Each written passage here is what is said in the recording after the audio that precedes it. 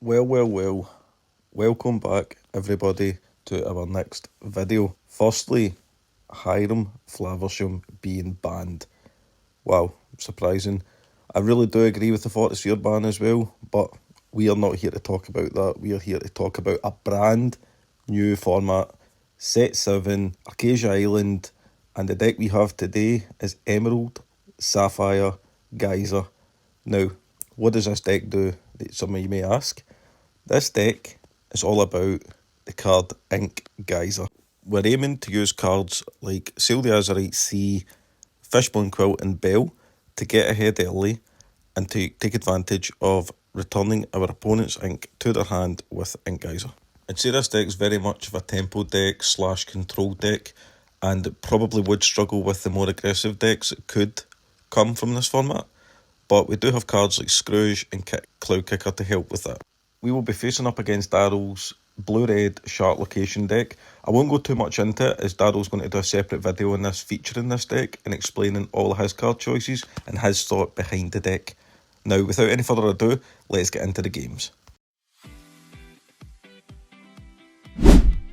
So myself on Emerald Sapphire does start things off in this game.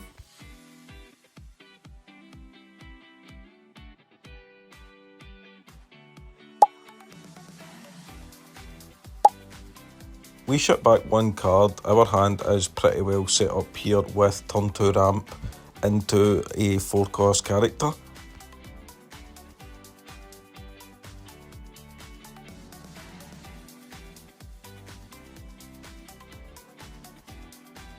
While playing the games, Daryl does mention that this hand is pretty bad. We did play some warm-up games before we recorded and I did lose 2-0 very handily, but let's see how these games go.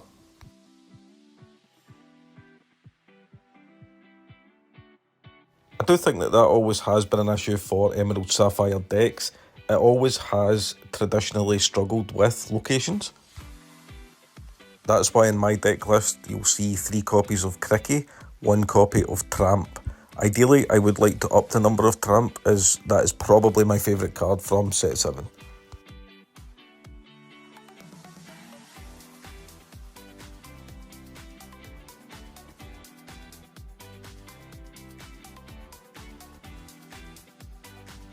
Obviously in Sapphire Ruby, this sort of start is highly disruptable. They can very easily banish my Clarabelle and stop the shift from happening.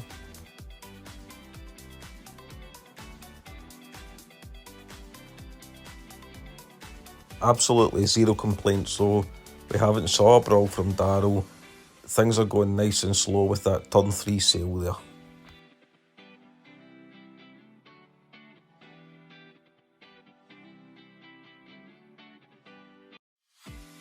Shift Clarabelle will fill her hand quite nicely.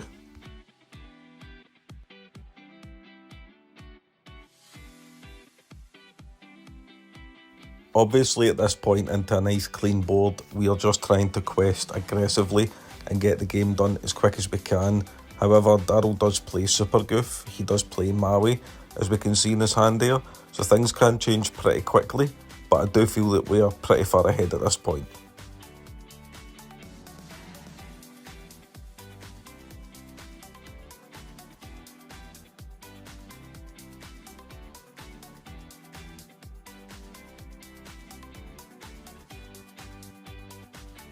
Not interacting with the board?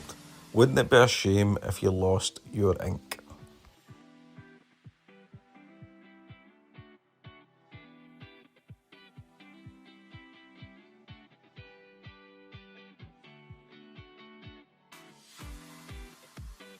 Just to clear the air a little bit here, Daryl and I chose to resolve Ink Geyser by picking up our ink, shuffling them to randomise them, and then laying 3 cards from the top face down as the 3 cards that would remain from the inkwell.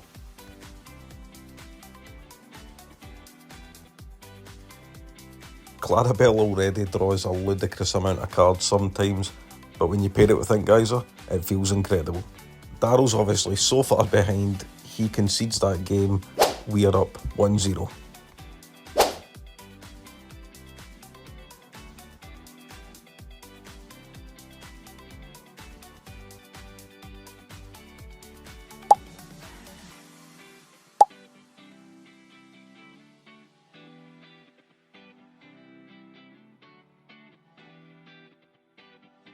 So we are going second this game, which means Daryl will get his turn to ramp a lot quicker than us. We try and start out with a 1-cost character, but this game we do start with Develop Your Brain.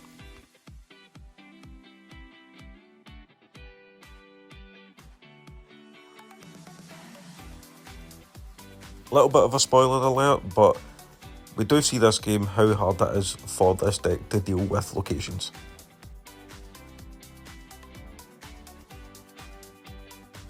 Although it is slightly harder, it is not impossible.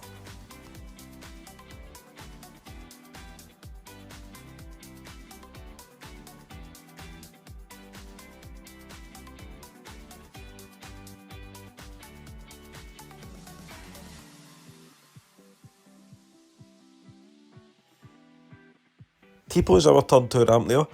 I do prefer Tipo when we have Shift Clarabelle in hand, but sometimes going down an extra card does feel pretty miserable, especially when we are aiming to ramp with cards like Fishbone Quill.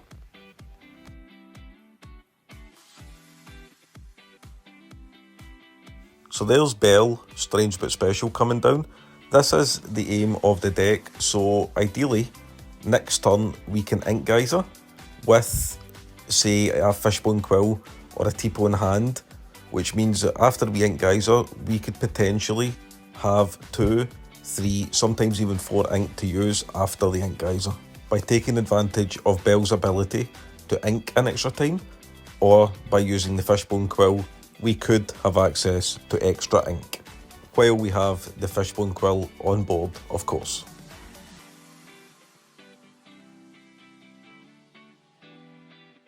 So here's Daryl's location deck doing what it's supposed to do as well. Unfortunately at this point I don't think that we have a Cricky in hand, but we do have You're Welcome and we have our single copy of Cusco.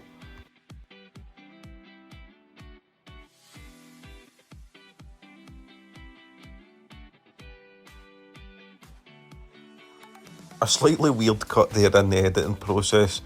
When I do edit these videos, I do start to realise sometimes just how much we chat while we play.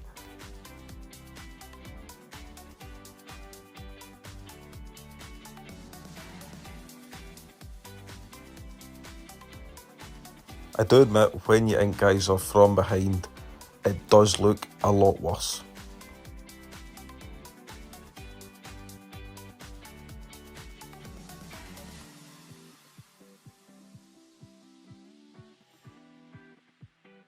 If I could see Daryl's hand while we were playing, I would probably just concede this game. I know we are so far behind, I know it's not looking good, and Daryl, to be fair there, could have ruined my day just by playing a Maui to banish the Belle, which would have put us so far behind.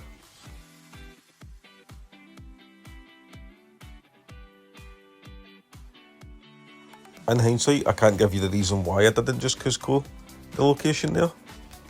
On another side note, we could have had a Cricky in hand, which would have cleared the mana.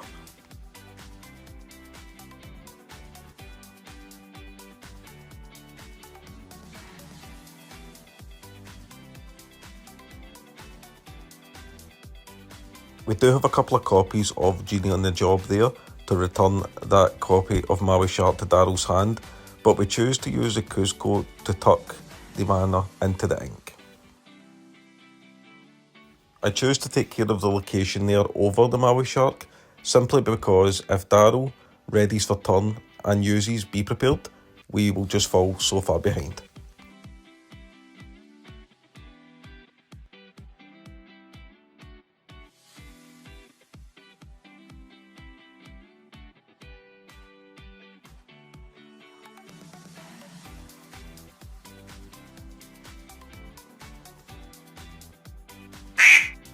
Best card in the game.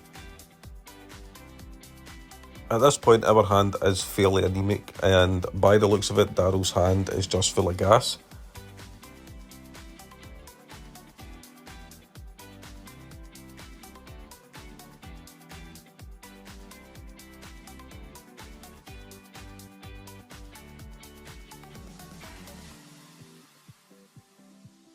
I'll be honest, at this point I just don't think there's much that we can do.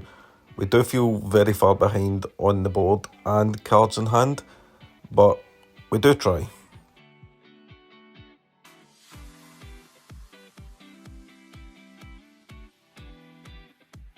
Isn't that the tempo plays that we signed up to see?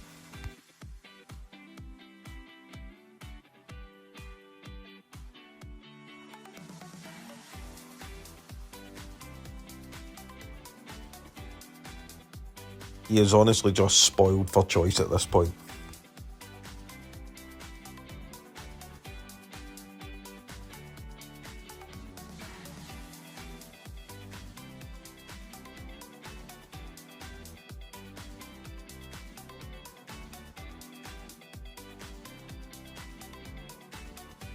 Yeah, he did say to me before he used that visions, I am looking for the B prep, so when he found it, he slammed it. Respect.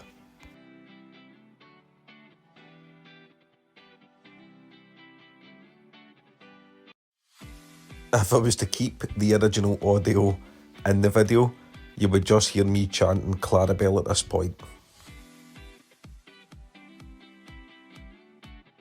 People's close enough, right?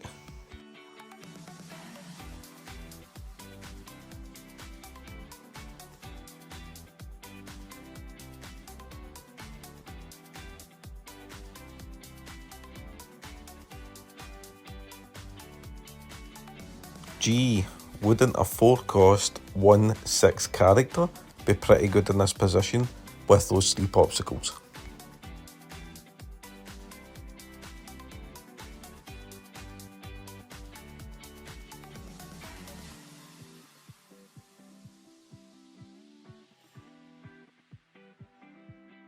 This is just Daryl correcting the board state at this point. We totally forgot that he had already inked for the turn, so he obviously put the mana back into his hand and brawled the Tipo instead.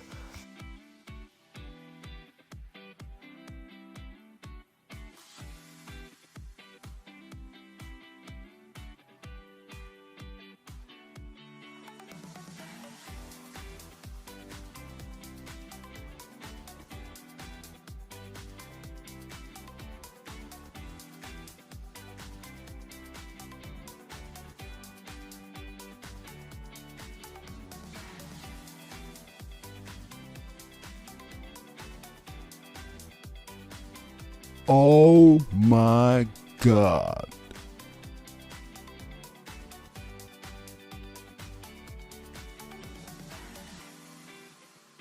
I mean, it is pretty obvious what I'm digging for at this point.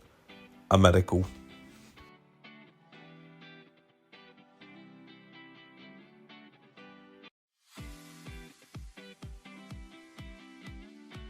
So we're tied up, 1 apiece. Game 3, I get to start.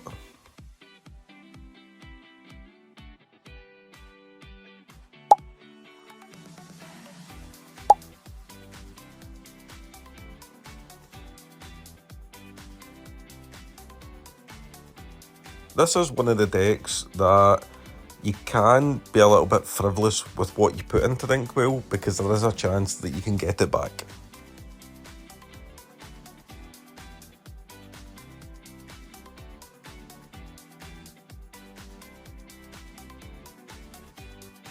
As you can see there by the double cricky in the Inkwell, I'm just not too worried. At this point, I'm just looking for Inkables.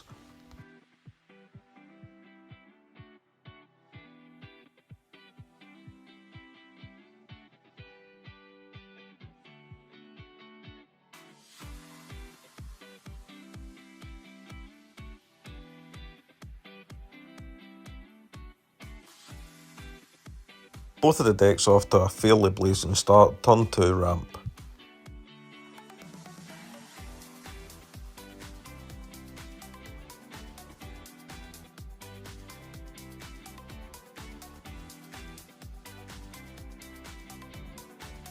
I choose to play the Bell here over the Grammatala because I saw the Brawl going into the Inkwell from Daryl.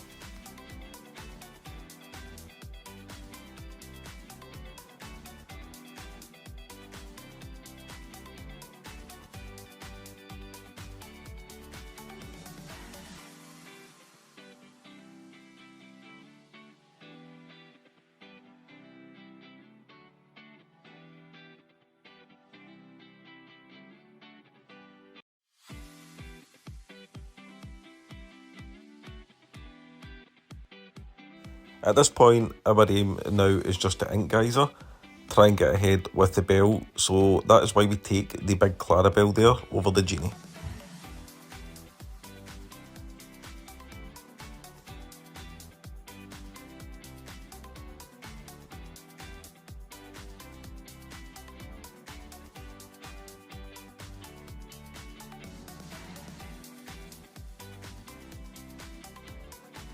Bearing in mind at this point that we have two crickies face down in our inkwell, so we are hoping to hit them off of the ink Geyser. So we choose to return the Jim Hawkins to hand here because Daryl is only on 5 ink, so it means that we do have a couple of turns here to contest the board before a be prepared happens.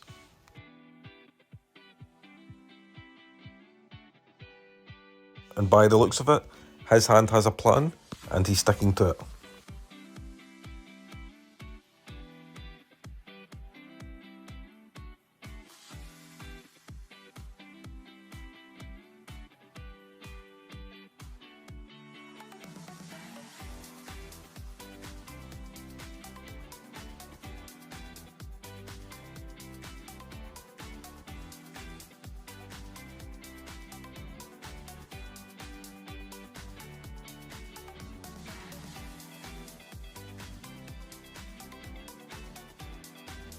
So that's what we do, we dump our hand, ink Geyser and get ahead the tempo here. The main card to worry about on the crackback is Maui, but that's why we put 7 damage on that mana, because if Maui comes down, it means that the kit can still take the mana off the board and the genie can start pressuring the other mana. However, Maui doesn't really matter, as Daryl would only be on 4 ink.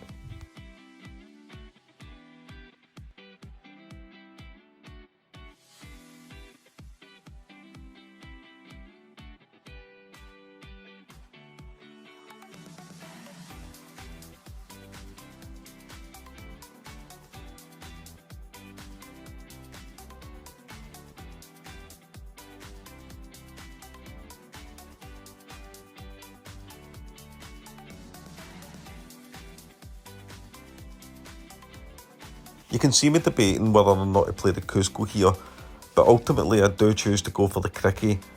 It means that we can take the repeatable source of lore off of the board, which is Jim Hawkins.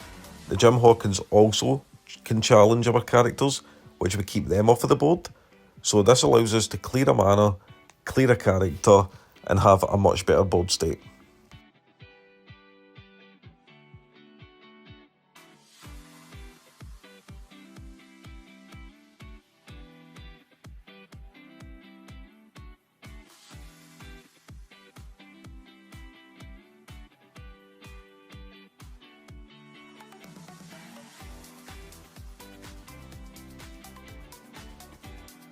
I choose to ink the Cusco here as we have Big Clarabelle in hand, which means we would be able to play her next turn.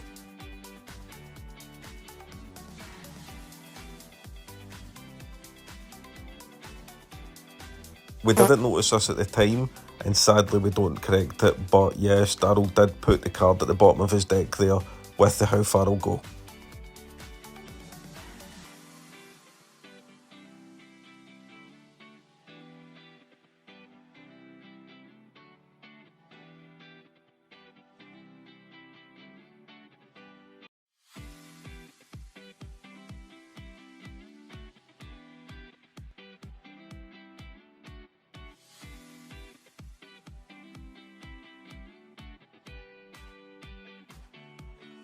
So that's us just tidying the board up a little bit there, being conscious of the be prepared that could come next turn. So we choose to play the Big Clarabelle just to try and refill our hand and have the better board state to force the be prepared.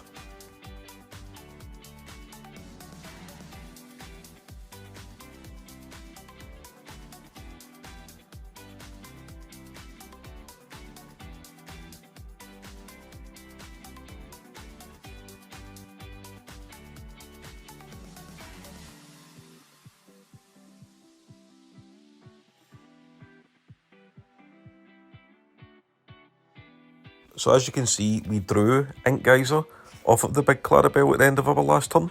So what we're trying to do here is extend our board so that when we do Ink Geyser, it means that we're further ahead.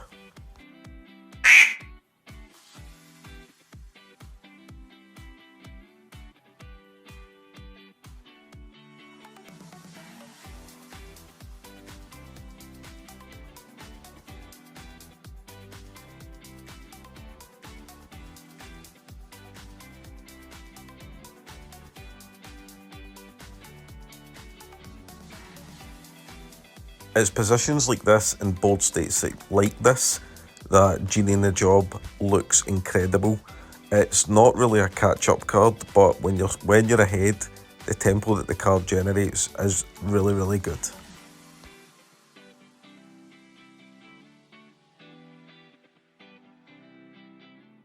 So fairly simple here.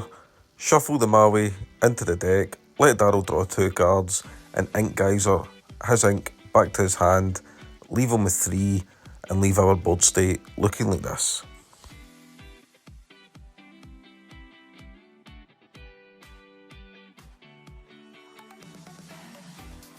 While we're shuffling here, I do want to point out we are trying to work a better way to get the ink totals onto the video. Again, I am fairly new to all this, so I am trying my absolute hardest, but hopefully soon enough there won't be a phone sitting on the table that we have to keep interacting with.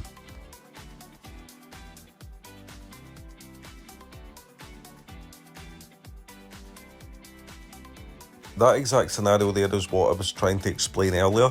So we return all the ink back to Daryl's hand, and we get to advance our ink up to 6, when potentially he could maybe do the same with sails and tipos, but any other colour combination, that wouldn't be the case.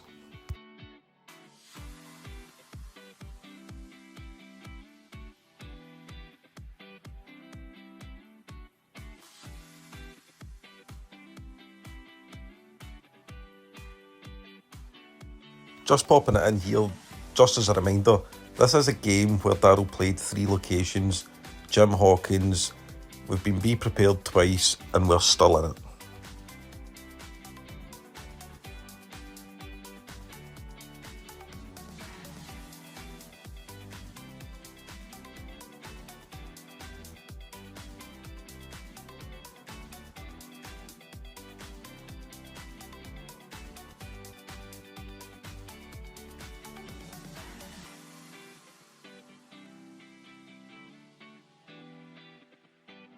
I think at this point the Clarabelle draws us 6 cards, which is just amazing.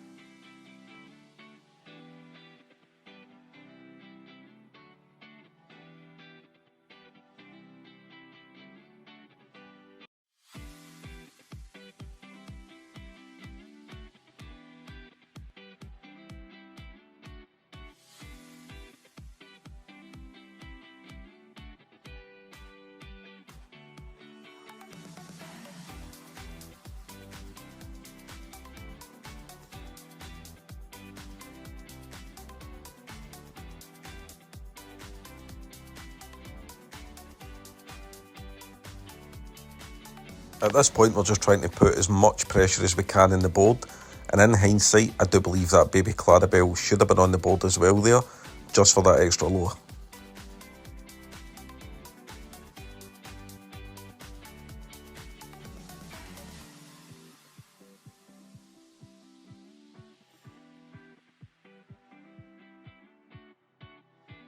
If you have made it this far, I really do appreciate it. If you could leave the video a wee like, maybe even subscribe if you've enjoyed the content, doesn't cost you anything, it would obviously greatly and massively be appreciated.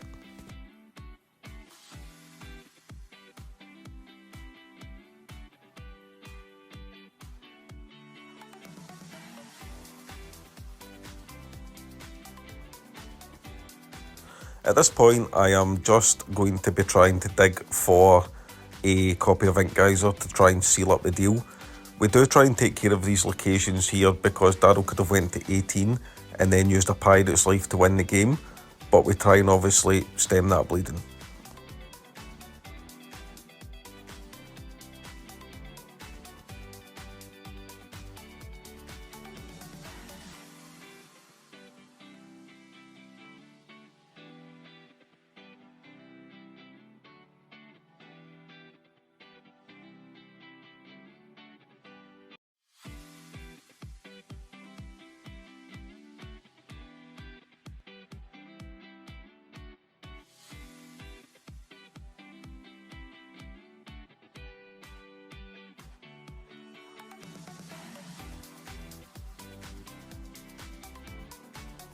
Nice top deck.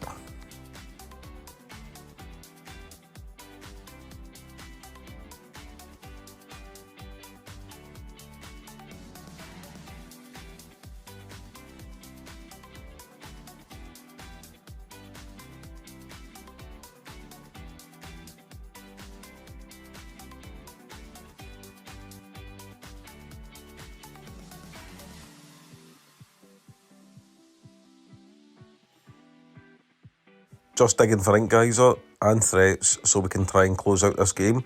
I do know that there is one closer to the bottom of my deck with an earlier copy of Grammatala that I used.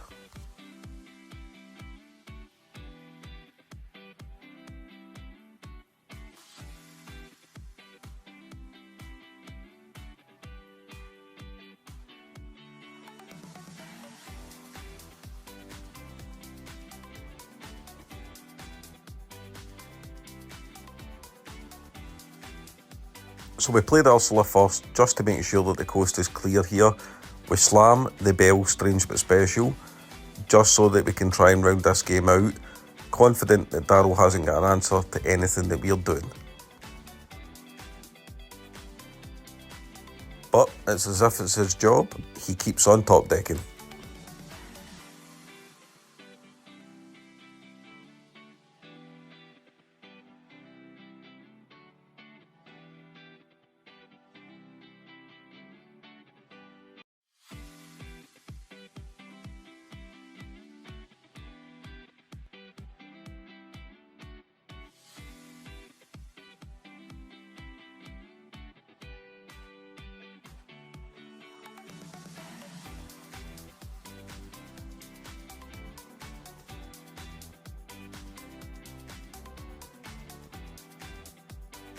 Again, just taking care of that Jim Hawkins, then Daryl doesn't get to go to 18 and use a pirate's life to win the game, because we all know how he's been top decking this game.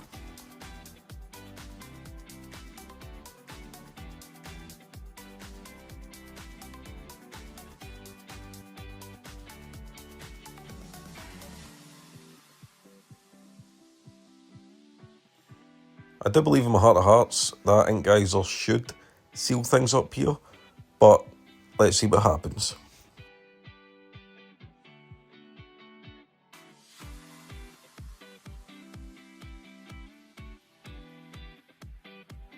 We have Shift Clarabelle in our hand for the win.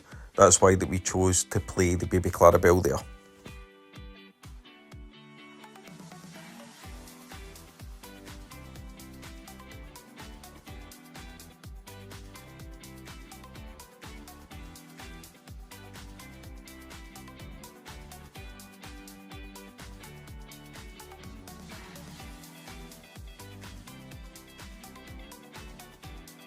Yep, flashing the pirate's life there made myself fruitfully aware of it. So we do take care of this location just so that we don't lose the game next turn.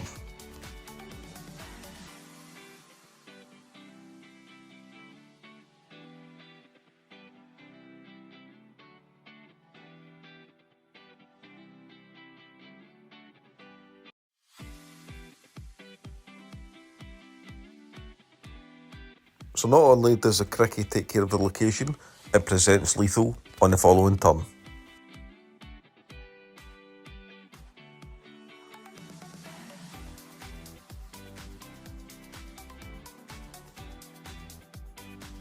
So with that, we can quest for 5 to win the game. Thank you everybody so much again for tuning in, for any sort of support that you've given us. I do hope to see you all in the next video. Bye bye.